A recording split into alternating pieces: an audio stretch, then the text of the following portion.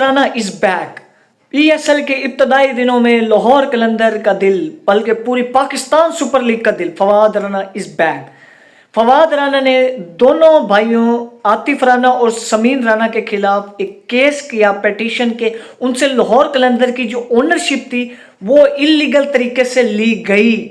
अब एक arbitrary decision में, आर्बिट्री बेसिकली कहते हैं एक सालसी को, जैसे एक जज बैठते और उन्होंने फैसला किया जो कि आज फवाद राना जो कि वो केस जीते उनके खिलाफ, दोनों भाइयों के खिलाफ, आतिफ राना और समीर राना के खिलाफ।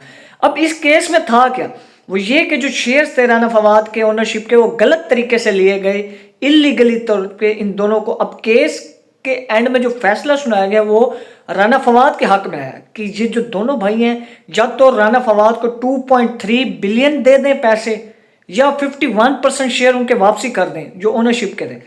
अगर ये केस नहीं करते, वो जो कतर लुब्रिकेंट कंपनियों ने ये पैसे वापसी, ये शेयर, तो जो लाहौर कलंदर्स है उसकी ओनरशिप राना साहब वापसी हासिल कर सकते हैं लीगली तौर पे। तो भाई कुछ भी हो सकता है पीएसएल के अंदर।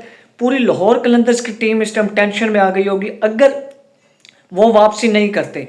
अब उन दोनों राना ब्रदर्स का कहना है, समीर राना और आतिफ राना का, कि भाई हम इनके खिलाफ जो केस आया हम इसके खिलाफ अपील करेंगे। अब बेसिकली होता क्या है, जब भी एक आर्बिट्री डिसीजन आता है, कोर्ट आपको कहता है अगर आपके खिलाफ केस का फैसला आया है, जैसे राना फवाद के हक में है और इन दोनों के खिलाफ आया, अब इन दोनों के पास केस अपील करने का मौका देता है। अब वो मुख्तलिफ होते हैं, क्या आप कभी 90 दिन के अंदर केस होता है, कुछ 45, वो मुख्तलिफ लॉस के ना दिन होते हैं। तो अब ये भाई कह रहे हैं कि हम उनके खिलाफ अपील कर देंगे। अब देखना ये है कि अगर तो वो भाई अपील नहीं करते उन दिनों के अंदर अंदर, तो ये केस अगर फवाद राना मुकम्मल तौर पर, ये केस मुकम्मल तौर पर डिसक्लोज हो जाता है और फैसला इनके खिलाफ आ जाता है, तो फिर तो ओनरशिप, अगर वो पैसे नहीं देते, ओनरशिप लाहौर कलंदर की वापसी राना साहब को मिल सकती है।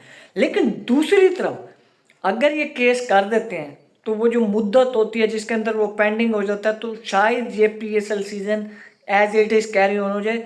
तो अगर उससे पहले वो केस जीत जाते हैं और पीएसएल की ओनरशिप ट्रांसफ़र हो जाती है राना फवाद को, तो बड़े कम टाइम में अगर इस तरह का राना फवाद साहब आके ये सब कुछ करें।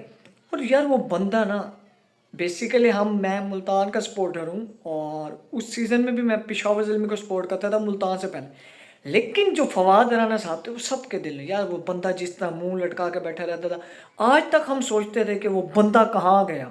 आज तक हम सब यही सोचते थे कि यार वो बंदा कहाँ गया, राना फवाद, वो कहाँ अचानक गायब हो गया। हमें पिछली स्टोरी सुनाई जाती थी कि सर वो ऐसे चला गया, ये चला गया। अब पता लग रहा है उस बंदे के साथ इन दोनों भाइयों ने फराड किया था राना फवाद के साथ।